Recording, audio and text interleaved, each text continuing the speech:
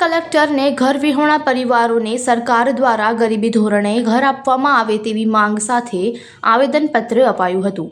સુરતમાં રહેતા ગરીબ પરિવારોએ સુરત કલેક્ટરાલયે પહોંચી આવેદનપત્ર આપ્યું હતું અને જણાવ્યું હતું કે તેઓ સુરતના અલગ અલગ વિસ્તારોમાં રહેતા હોય અને આર્થિક રીતે નબળા હોય, ઘર વિહોણા હોય, જેથી તેઓને સત્વરે રહેવા માટે સરકાર દ્વારા ગરીબી ધોરણે ઘર આપવામાં આવે તેવી માંગ કરી હતી।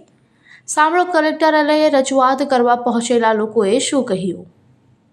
જે લોકો સુરતમાં વર્ષોથી રહે છે અને જે લોકો ઘર વિહોણા છે, આર્થિક રીતે નબળા ઘર વિહોણા પરિવારો, જે લોકો કાચા પાકા છાપરામાં રહે છે, અમુક ભાડેથી પણ રહે છે, પણ તે લોકોની પરિસ્થિતિ એવી નથી કે જેઓ ભાડું ભરી શકે, તેવા લોકોને સરકાર તરફથી આ લોકોને પુનર્વસન યોજનામાં સામેલ કરી તાત્કાલિક ધોરણે આ લોકોને રહેવા માટે લગભગ 500 થી 700 પરિવારો છે, તેમની વ્યવસ્થા કરવામાં આવે, એ લોકોને ઘર બનાવીને આપવામાં આવે, એ રજૂઆત કરવા માટે આવેલા છીએ। કેટલા સમયથી આ માંગણી કરી? અમે લગભગ 6 મહિનાથી લેખિતમાં આવેદનપત્ર પણ આપી ચૂક્યા છીએ અને મૌખિક પણ વાત કરી ચૂક્યા છીએ। વ્યક્તિગત અરજીઓ પણ લગભગ 400 થી 500 પરિવારોને આપી ચૂક્યા છીએ।